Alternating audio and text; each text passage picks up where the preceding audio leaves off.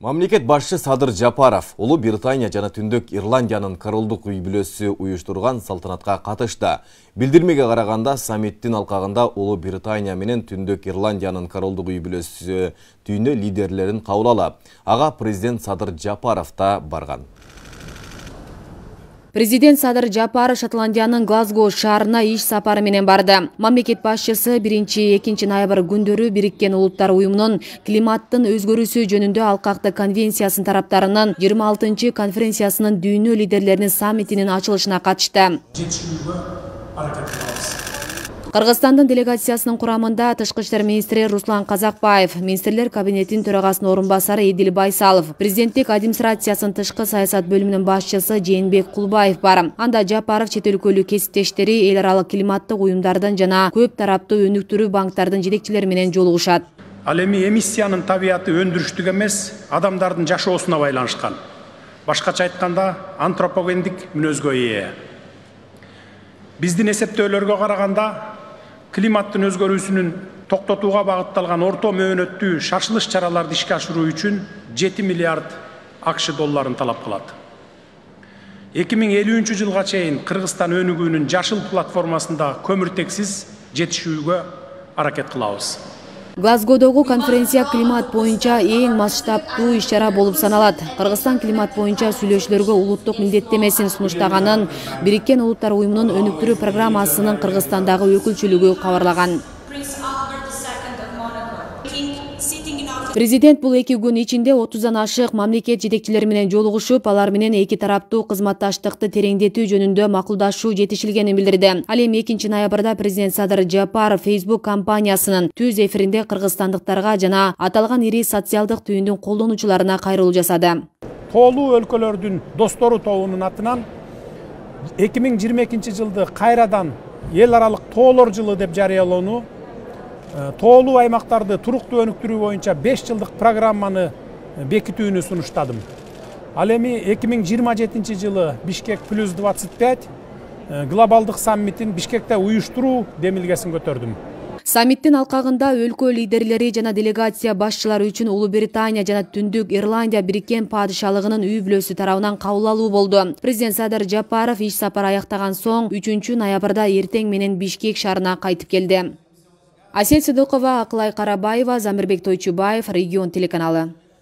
Узап бара жаткан апта күч түзүмдөрүн кубанычка бөлөгөн окуяларга бай болду. Ысык Көл облусунун Жети-Өгүз районундагы Кызыл Суу айылында УКМК кызматкерлери үчүн 4 батирлүү кызматтык үйдүн курулушу аяктап пайдаланууга берилди. Муну менен катар инфраструктураны өркүндөтүү жана куруу боюнча жүргүзүлүп жаткан иш-чаралардын алкагында Чолпон Ата шаарында да 4 батирлүү кызматтык үйдүн курулушу бүткөрүлдү. Батирлерди тапшыруу аземине министрлер кабинетинин төрагасынын орун басары УКМК жетекчиси Камчыбек Ташиев катышты. Теманы кабарчыбыз улантат. Ысык Көл облусунун Жети-Өгүз районундагы Кызыл Суу айылында УКМК кызматкерлери үчүн 4 батирлүү кызматтык үйдүн курулушу аяктап пайдаланууга берилди. Бисмилла рахман рахим деп туруп кесейле. Бисмилла рахман. Кана, баштадыкпы? Аны.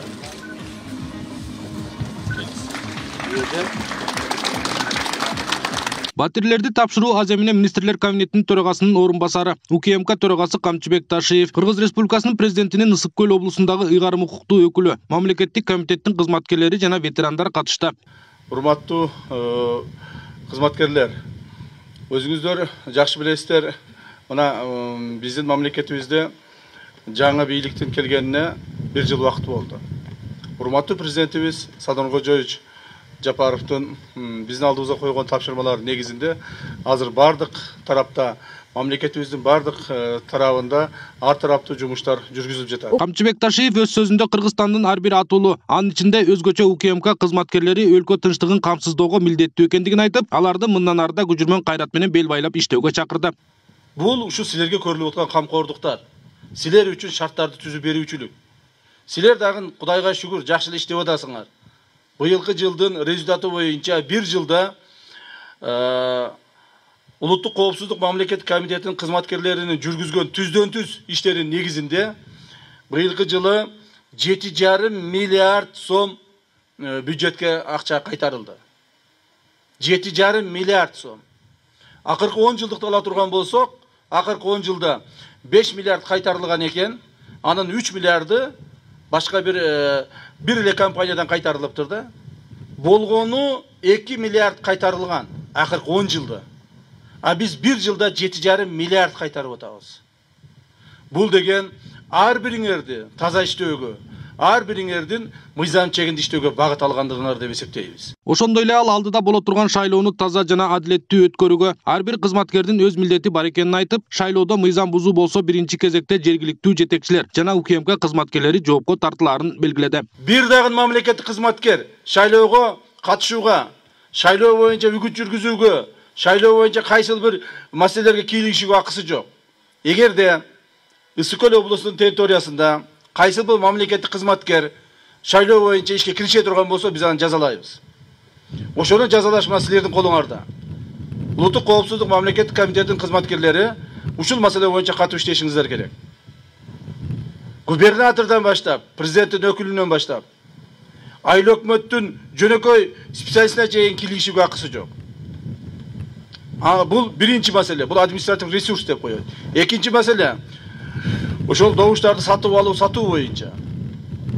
Добуштарды сатуу боюнча дагы чоң жумуштар жүргүзүшүңөр керек. Элдин өзүнө коюшубуз керек. Байлар, акчасы көптөр, же болбосо бийлиги барлар өзү каалаган адам шайлатып алган мезгилден өттүк. Тапшырылган кызматтык үйлөр 4 үй бүлөгө чакталган, 2 бөлмөдөн туруп заманбап шартта, коро жайына чейин оңдолуп түзөлгөн. Саламатсыздар жолдоштор. Улуттук коопсуздук мамлекеттик комитетинин Ысык-Көл облусту боюнча Ысык-Көл райондук кызматкерлерге үй берүү аземи менен куттуктайм. Инфраструктураны өркүндөтүү жана куруу боюнча жүргүзүлүп жаткан иш-чаранын алкагында УКМК кызматкерлери үчүн Ысык-Көл облусунун Чолпон Ата шаарында да 4 батирлүү кызматтык үйдүн курулушу аяктап пайдаланууга берилди. Старшина Саамбеков для получения ключа от служебной квартиры прибыл. Куттуктайм. Сол жаштар жүргүзгөн, жаштар иштейт. Служу Кыргызской республики. УКМК төрагасы конуштуу болгон кызматкерлерге куттуктоо сөзүн айтты. Улуттук коопсуздук мамлекеттик кызматкерлери элдин мамлекеттик проблемасын чечип, элдин мамлекеттик проблемасын чуркап иштеп жүргөнүңөрдүн негизги бир мына түшүмдөрдүн бири ушул болуп эсептелет. Мамлекет тарабынан сөзсүз түрдө сиздердин жумушуңуздар каралат, мамлекет тарабынан бааланат жана ошол маселени биз чечүүгө баарыбыз багыт алабыз. Бүгүн ошол маселелердин бирөөсү аткарылып жатат. Кызматтык үйлөрдүн курулушу кыска убакытта заманбап шартта бүткөрүлгөн. Алдыда үйдүн короосуна балдар аянтчасы жана башка долбоорлорду куруу пландалган. Жалпыңыздарды бүгүнкү жаңы батире алып жаткан кызматкерлердин баардыгын Ысык-Көл элинин атынан куттуктайм. Конушуңуздар жайлуу болсун. Берген антыңыздарга бекем туруп, улуттун коопсуздугун сактоодо ак ниет, ак эмгек кыласыздар деп бекем ишенебиз. Иш-чарага УКМКнын ардагерлери катышып, мамлекет тарабынан түзүлүп жаткан мүмкүнчүлүктөр, жаш кадрлардын иштөөсүнө шык берип, өлкөнүн тынчтыгын, гүлдөп өсүүсүн камсыздоого өбөлгө түзөрүн белгилешет. Үй бүлөнү ойлобой жалаң кызматты эки эсе иштейт деген үмүт менен ушу баардыгыбызга жакшынакай жол салып берип атат. Ошондуктан мен ойлойм, сиздер мамлекет үчүн талыкпай иштеп, сиздердин иштериңиздер менен, кызматыңыздар менен, ийгиликтериңиздер менен биз дайыма ардагерлер сыймыктанып жүрөлү. Алтынбек Бекторов, Калыс Өмүралиев, Регион телеканалы, Ысык-Көл облусу. Азаттык партиясынын жолугушуусуна студенттер мажбур катыштырылганы боюнча маалыматты укук коргоо органдары иликтеп жатат. Буга байланышкан адамдар тергөөгө чакыртылып, сурак берип жатышканын Ош шаардык ички иштер башкармалыгынан билдиришти. Ал ортодо ОШМУнун жетекчилиги 3 кызматкерине сөгүш жана эскертүү берди. Ал эми Кыргызстанда парламенттик шайлоонун үгүт иштери башталганына 8 күн болуп калды. Талапкерлер өлкөнүн 7 дуанын кыдырып, эл менен жолугушууларды жүргүзүп жатышат. Деген менен үгүт насаат иштеринде шайлоо мыйзамдарында көрсөтүлгөн талаптарды аткарууга тийиш. Антпесе шайлоого катышуу укугунан ажырап калышы толук мүмкүн. Ушул тапта Ош шаардык ички иштер башкармалыгына мыйзам бузду делген 4 маалымат келип түшкөн. Бул тууралуу толугураак Асель Сыдыкова сөз кылат. 4 ноябрда Ош шаарынын Борбордук аянтында Азаттык партиясынын жолугушуусуна студенттер мажбур түрүндө алып барылгандыгы тууралуу маалымат тараган. Бул боюнча укук коргоо органдары тергөө иштерин баштап, 10дон ашык студент мугалимдер суракка чакыртылган. Бул боюнча Ош шаардык иштер башкармалыгына кылмыштардын жана жоруктардын бийликтиги эстиринде Кыргыз Республикасынын жоруктар жөнүндө кодексинин 81-1 менен катталып, сотко чейин көндүрүш иши ачылып, бүгүнкү күндө иликтөө иштери жүрүп жатат. Аталган партиянын жолугушуусуна баргандар ОШМУнун педагогика факультетинин студенттери болгон. Алар окутуучулары тарабынан өз эркинен сырткары үгүт иштери үчүн жолугушууга алынып келингендигин билдиришкен. Ал ортодо ОШМУнун жетекчилиги ички иликтөө жүргүзүп, 3 кызматкерине сөгүш жана эскертүү берди. Педагогика, психология жана дене тарбия факультетинин деканына эскертүү берилди. Ошол эле факультеттин 2 окутуучусуна сөгүш берилди. Учурда азыр окуу жайдын жетекчилиги тарабынан түшүндүрүү иштери жүрүп атат.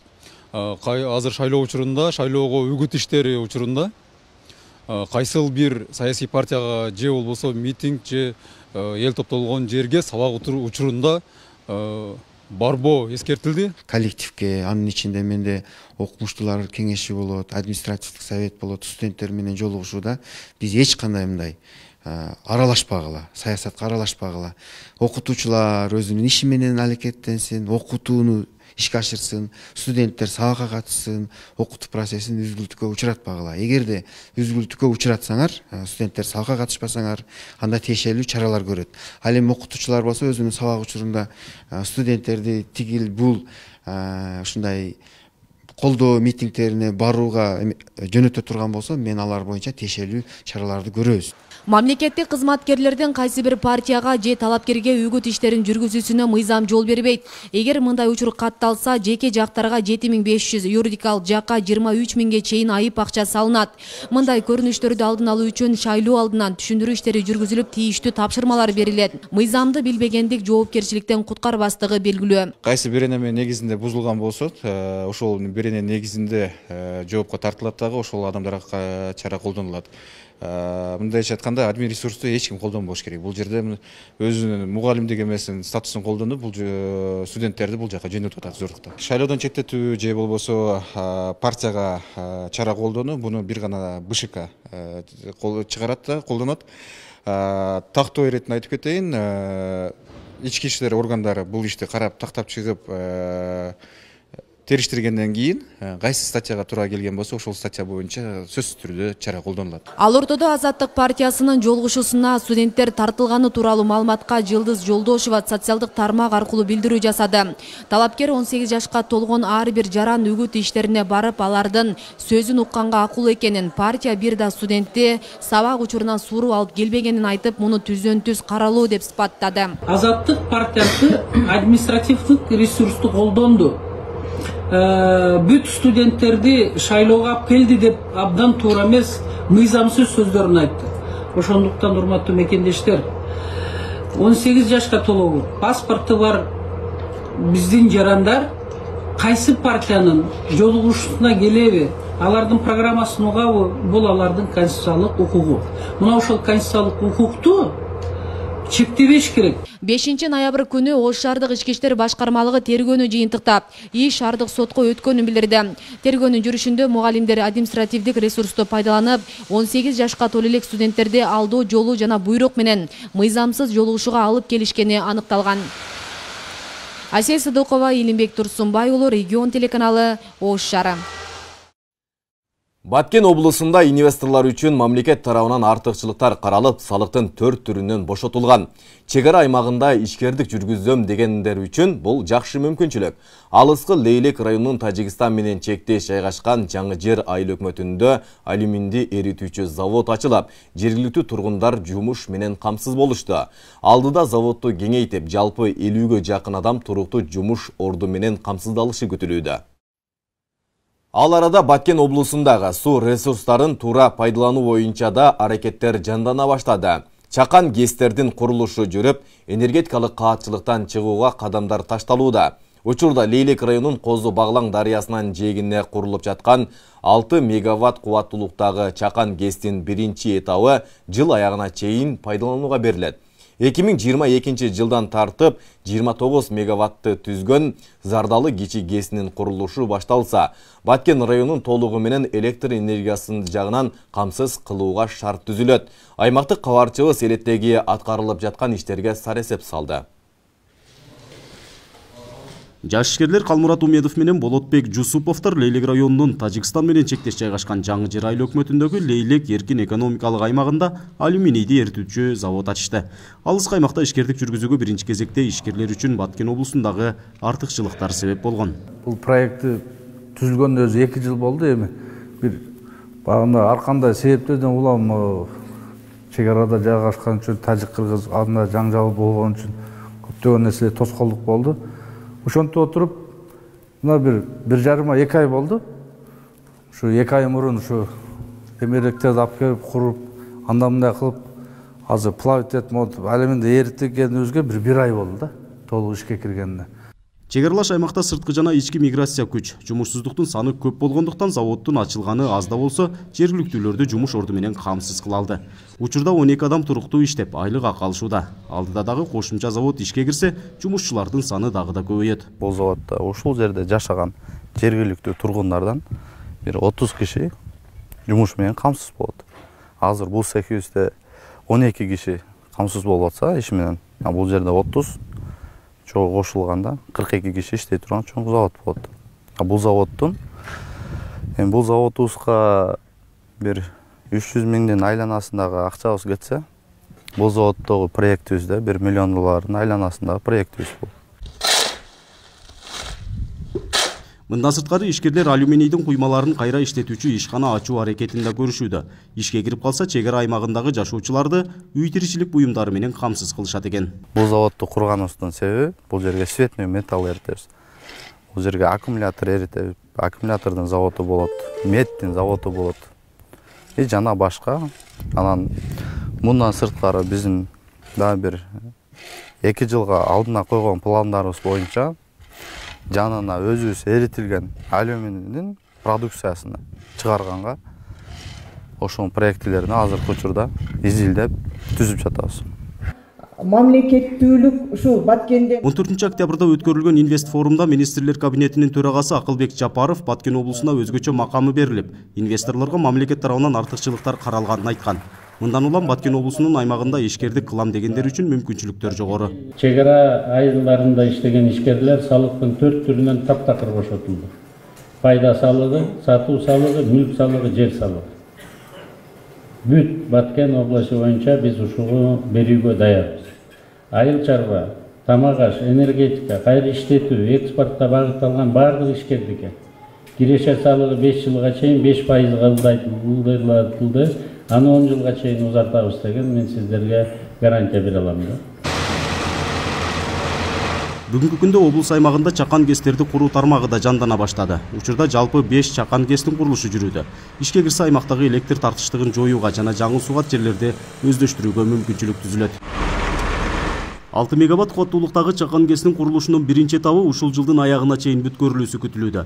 Козу Баглан дарыясынын жээгине курулуп жаткан бул чакан ГЭС ишке берилсе, Лейлек районундагы 1000 түтүн калкты электр энергиясы менен камсыздай алат.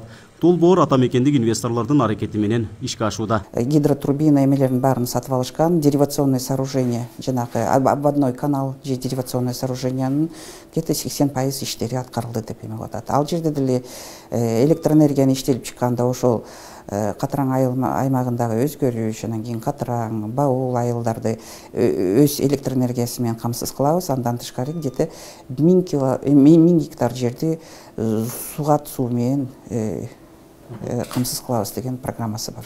Өлкө башчысы Садыр Жапаров энергетика тармагын өнүктүрүү мамлекеттик саясаттын негизги багыттарынын бири экенин айткан. Бул жаатта чакан ГЭСтерди курууга белсенген ишкерлерге колдоо көрсөтүүлөрү да белгиленген. Анткени өлкөнү энергетикалык каатчылыктан чакан ГЭСтерди өнүктүрүү менен алып чыкканга мүмкүнчүлүк бар. Бүгүнкү күндө ушул Лейлек районубуздун жүрөгү болгон Козу Баглан дарыясына дагы мини ГЭСти салуу иши кызуу болуп жатат.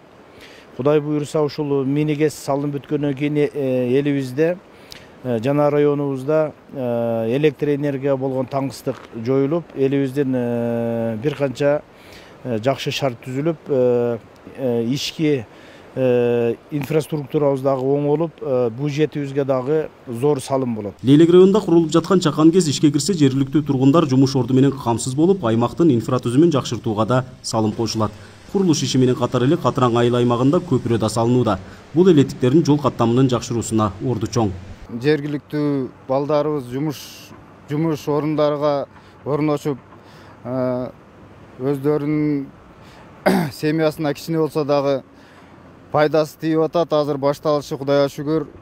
Азыр мына башталгандан бери бир өзүбүздүн элге пайдасы тие турган, түбөлүккө пайдасы тие турган бир моз курулуп атат заманбап. Облус аймагында Лейлек району эле эмес, Кадамжай жана Баткен райондорунда да чакан кестердин курулушу жүрүп жатат. Айта кетсек, 2022 жылдан тартып 29 мегаватт кубаттуулуктагы Зардалы чакан кеси курула баштайт. Муну менен Баткен районун толук камтыганга мүмкүнчүлүк жаралат. Зардалы 29 мегаватты түзөт. Баткен областынан 100 чакырым алыстыкта турган Сох дарыясынын нугуна курулат. Бул 29 мегаватт ГЭС деген, бул деген Баткен районун толук электр энергия менен камсыз кылат. 2022 жылы курулуш иштерин баштаганга аракет кылып атабыз. Баткен облусунун аймагында кичи ГЭСтерди курууга Кыргыз-Орус өнүктүрүү фондуда каржы бөлүп берүүгө даяр экенин министрлер кабинетинин төрагасы Акылбек Жапаров билдирген. Реалдуу долбоорлорго финансы министрлиги кепил болуп берерин кошумчалаган. Нургазы Жайнаков, Регион телеканалы, Баткен облусу. Узап бара жаткан жумада биз эң орчундулары деп тандап алган материалдар мына ушуларды түздү. Аны мен Айбек Исабеков алып бардым. Демалуу күнүңүздөр ийгиликтүү улансын. Кайрадан эфир аркылуу көрүшкөнчө саламатта туруңуздар.